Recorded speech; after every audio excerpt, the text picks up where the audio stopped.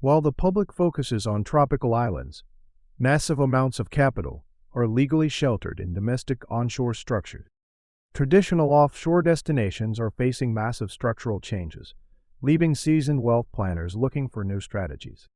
Let us look at how one highly popular Caribbean hub is viewed today. Today we're going to discuss Even highly established havens are seeing their popularity fade as compliance standards change the global landscape. To understand this global shift, we must first look at the core mechanics of what actually defines an offshore asset structure. Technical definition has three jurisdictions for offshore. Number one is your residence. This division of residence, passport, and asset location is what underpins the entire international financial architecture. While some jurisdictions struggle under new transparency laws, European crown dependencies rely on deeply integrated legal infrastructure to retain their status. UK tax haven. It's like a British crown dependency, so it is basically part of the UK. They're have one of these quasi relationships where they're independent on certain things, but under the UK for others. This means, of course, that it's very British and tied into a lot of the UK infrastructure in terms of banking, etc. And it's fairly wealthy. Strong ties to sovereign networks give these traditional dependencies a unique operational shield. In any multi-vergication financial setup, disputing assets across borders poses massive legal challenges. Question that you and Determining the correct firm is often the most critical battle in high-value asset disputes. When massive leaks expose how the global elite shelter their assets, the spotlight often falls on the enablers facilitating these movements. Taxes, more than 11.9 million confidential files, more than 600 journalists and 150 outlets, plus 2 years of reporting in 117 countries, found offshore deals and assets of more than 100 billionaires, 30 world leaders, and hundreds of public officials. Top tax havens include London and the United States. Massive, coordinated investigative leaks have completely reshaped public understanding of where the wealthy hide their funds. For decades, the focus was entirely on remote tropical islands. However, global regulators are starting to recognize that the biggest loopholes are much closer to home. The United States is becoming like the mega Cayman Islands of all of this, and it's just embarrassing to be a country that has not cleaned up its act. So it's a double whammy. It's not just embarrassing. It's also someday people are going to look around at their looted country and say, hey, where did all of our money go that could have been hospitals and roads and decent health care and all of those things? Failing to clean up local loopholes has transformed major Western onshore hubs into primary tax shelters. As traditional financial hubs like Hong Kong face increasing regulatory friction, alternative midshore structures are emerging as the new favorites. So Labuan, I would say, started to become popular for us maybe like 4 or 5 years ago, based largely on the fact that Hong Kong was becoming more difficult. So if you were to compare Labuan and Hong Kong on the surface, they are quite similar. However, the difference was that in Labuan, you had sort of like a... The shifting friction in Asian hubs has redirected massive capital flows to lesser-known, highly compliant jurisdictions. This shift is driven by a massive, coordinated rollout of economic substance rules designed to target passive paper shell companies. Especially within the EU, economic substance is, it's that type of legislation and that requirement is being rolled out across most jurisdictions. And those jurisdictions that are hesitant, they are being put in, and hesitant to the extent that they still have like offshore companies and zero tax, where they may be viewed as tax havens. They're being put under pressures. Economic substance laws are forcing a transition away from traditional empty corporate structures. Cleaning up the aftermath of multi-vergication restructuring has been a multi-decade task for recovery specialists since the major financial crises.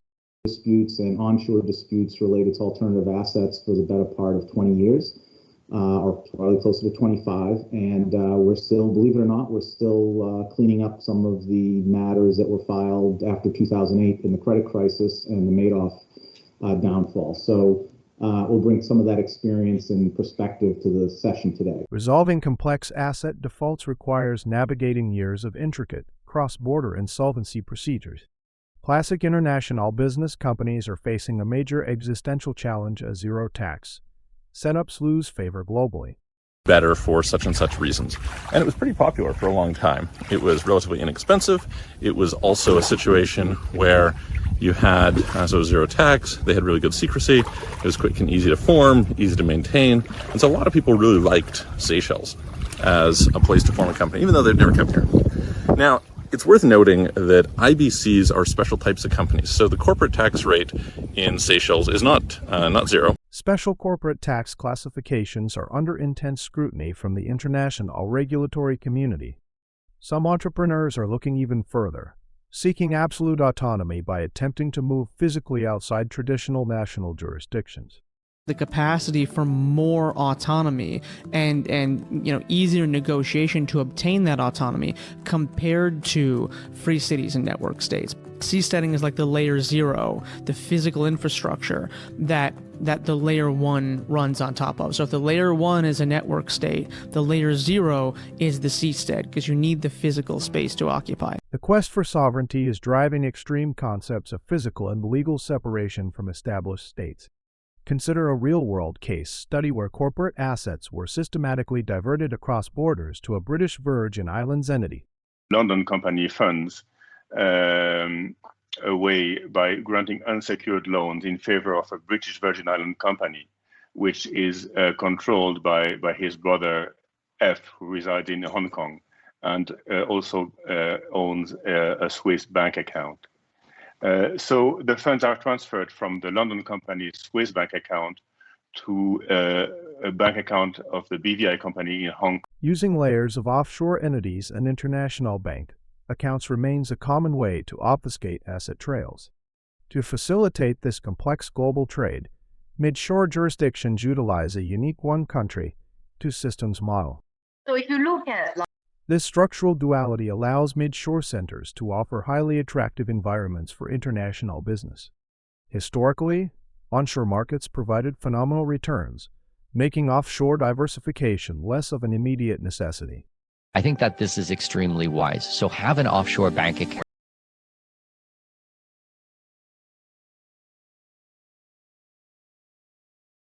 From a foreign country. Let's get all of these types of things in place. And then if you want to speak... When local economies are booming, capital remains domestic, but structural shifts inevitably trigger outward diversification.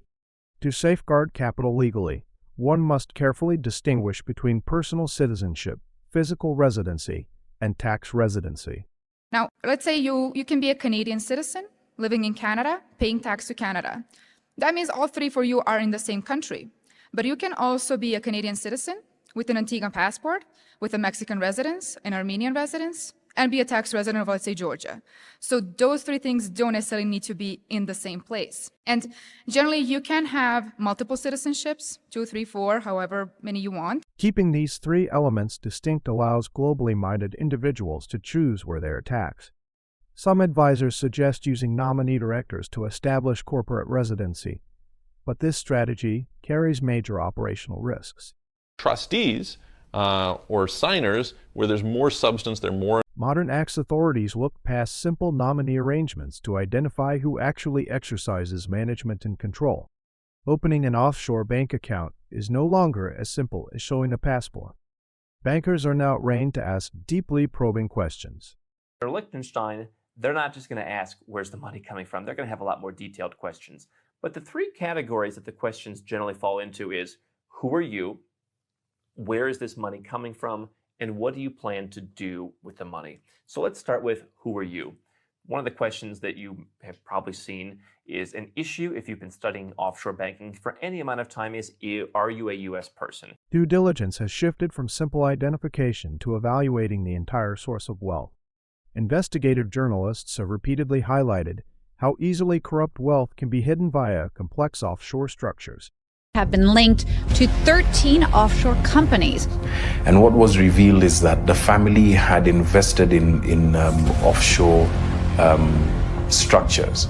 For, if you're including the extended family, as early as the mid-70s. Uhuru Kenyatta was listed as a beneficiary of a trust that, so to speak, belonged to his mother upon her death. The integration of political power and offshore banking continues to create massive global inequalities. Navigating multiple jurisdictions reveals that many international hubs offer surprisingly similar legal environments. They feel like this is the only place they can be. They feel that they've been raised their entire lives to think this is the only place to live, to work, to bank, to save your money, to invest. And one thing you learn by visiting all these places, by going there, is you realize the three different concepts that you can improve in your own life. Your sense of freedom, first of all. Realizing that you are not a slave to local geography is the first step toward true financial mobility. Over the decades, corporate governance has evolved from promoter-led dominance to a highly structured multi-couch affair model. 90s, when liberalization happened, basically it was a promoter-led company. They were friends and family. So whatever you did, it was just promoter.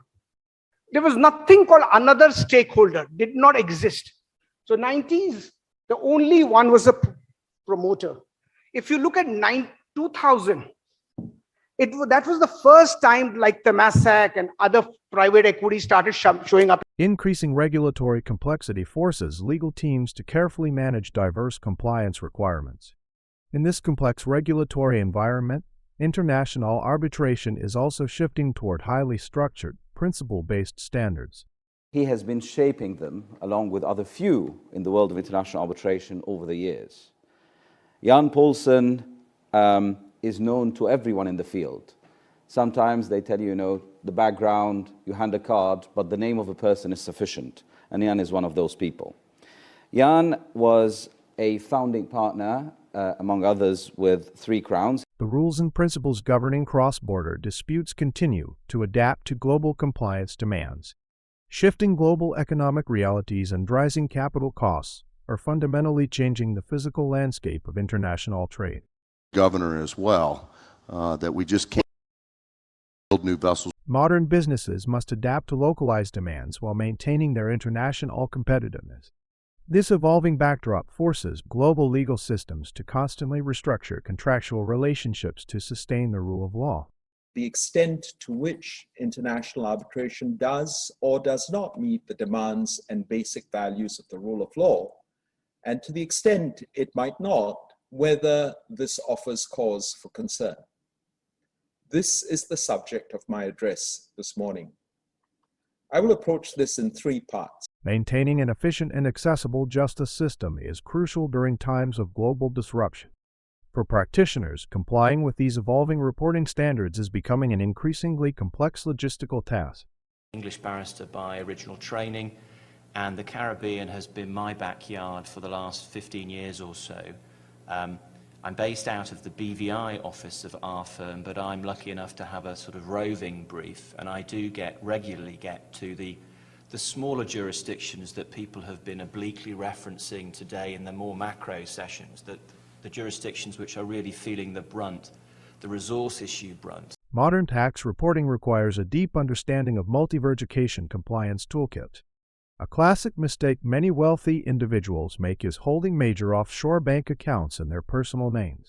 Lawyers Limited Law Firm and Asset Protection Planners, and I've been in the asset protection field for 34 years and have been setting up Cook Islands Trust for nearly 30 years, and I've set up more trusts there than anyone in the world. And if you want more insider level strategies to legally shield your wealth, protect yourself from lawsuits, and keep it working for you, holding assets personally leaves you vulnerable to repatriation orders, highlighting the need for structured legal defense. Many look for non-CRS safe havens, believing they can bypass global reporting. But the reality of modern banking privacy is very different. Banking privacy. But there are still some countries today where banks don't automatically report your account details to your government. Some call them the last safe havens for financial privacy. But is that really true or just a dangerous illusion? Relying on countries that claim to avoid global data sharing is a major risk as manual information requests bypass automated reporting. When automated systems fail to provide secrecy, the administrative burden of opening accounts in traditional jurisdictions skyrockets. That's the Foreign Account Tax Compliance Act that started information sharing. Then you had CRS, and around then you got a lot of crackdown on banking. Banking became much more difficult, and it just became hard to open accounts for a lot of these companies. So Increasingly, ever since then, we've seen it get tougher and tougher to open accounts for companies like BVI companies. Banks are rejecting high-risk business models entirely to avoid regulatory scrutiny. When capital leaves a high-tax jurisdiction, the assets must be placed somewhere with clear, legally recognized frameworks. He is definitely not bothered with the... Successfully moving assets requires careful compliance with the rules of the receiving country. To protect their reputation, some traditional jurisdictions are deliberately implementing compliance checks that are stricter than global minimums. Taken the attitude that they want to be whiter than white. Okay, they're like... This whiter-than-white strategy makes onboarding much slower, but shields the jurisdiction from international blacklisting. In many offshore centers, legislation dictates that corporate disputes must be litigated strictly within the country of incorporation. Commenced in Nevis. Many of the offshore jurisdictions have legislation that say if a corporation is incorporated. Local litigation rules can complicate recovery efforts, forcing creditors to navigate local court procedures. The era of relying purely on aggressive tax planning and empty shell companies is rapidly coming to an end.